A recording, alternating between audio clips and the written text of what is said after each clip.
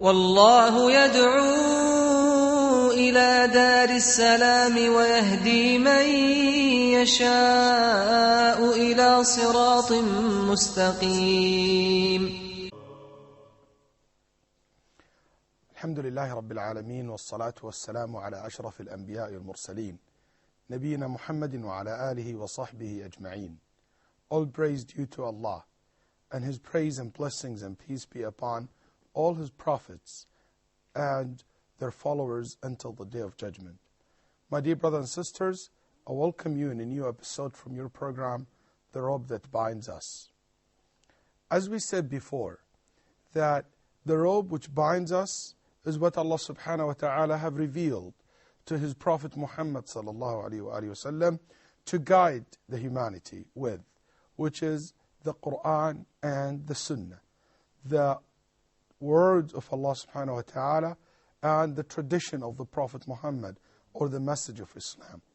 The problems comes from how to practice this religion, how to understand these textual evidence, how to implement these guidelines which came in the Quran and Sunnah in our daily life.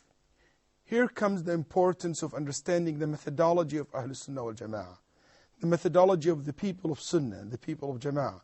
And I give a short or brief background about this terminology, the people of Sunnah and the people of Jama'ah, and when it appeared and why actually this terminology appeared in the history of Islam. And we also discussed the importance of establishing unity between Muslims. As we all know, brothers and sisters, it's very important to have a goal to achieve. Our goal is to be united, to be able to come together so we can accomplish more and much to ourselves and to the people who are living with us. But this goal is beautiful. But having the goal is not enough. We need to learn and to know how to achieve this goal. How to achieve this goal. What's the mean to reach and to be able to achieve the goal that we set for ourselves. Here it comes the importance of the methodology of Ahl-Sunnah wal Jama'ah. Because basically, this is the way to achieve the goal that you want to establish. You want to worship Allah subhanahu wa ta'ala in the right way. You want to understand, you want to follow the teaching of Muhammad sallallahu alaihi wasallam. You want to be able to reach Jannah. How to do that?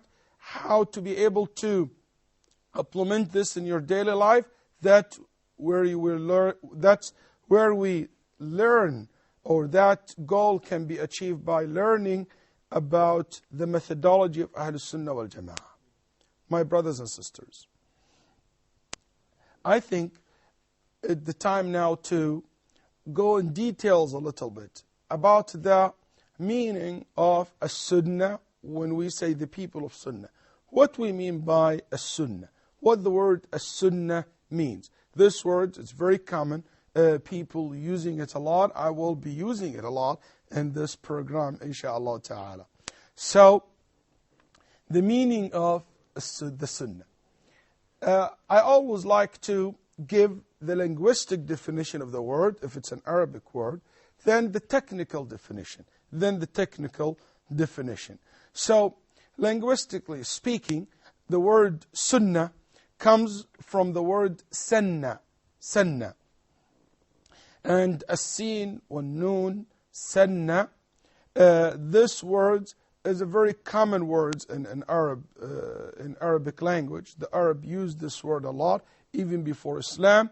And Allah subhanahu wa ta'ala even mentioned this word in His book several times. And in Surah 4, verse 26, Allah subhanahu wa ta'ala said, يُرِيدُ اللَّهُ لِيُبَيِّنَ لَكُمْ وَيَهْدِيَكُمْ سُنَنَ الَّذِينَ مِنْ قَبْلِكُمْ.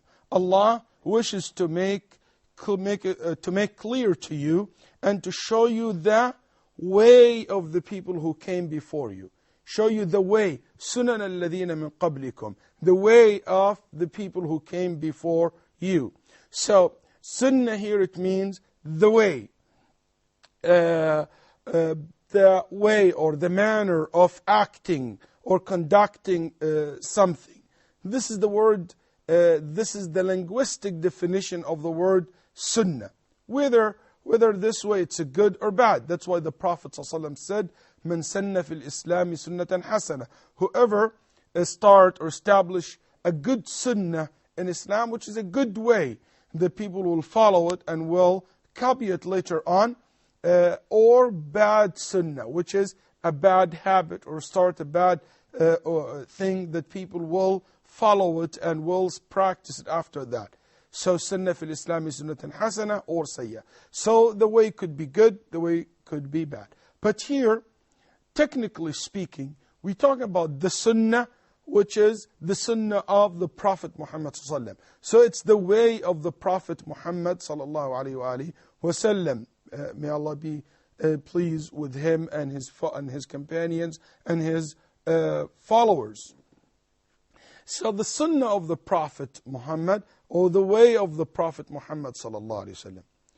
But unfortunately, sometimes things can be a little bit more complicated than it could appear. Because the scholars, they have sometimes different definition for the same word. So every and each group of scholar will define the same word with a different definition, because they use this terminology in different ways. And exactly, you will find this a very good example. The word sunnah, technically speaking, have different meaning. So the technical definition for the word sunnah, as you see here, first we'll say that the scholar used the word sunnah as a partner to the Quran. As a partner to the Quran. We say Al-Quran and As-Sunnah. Al-Quran and As-Sunnah.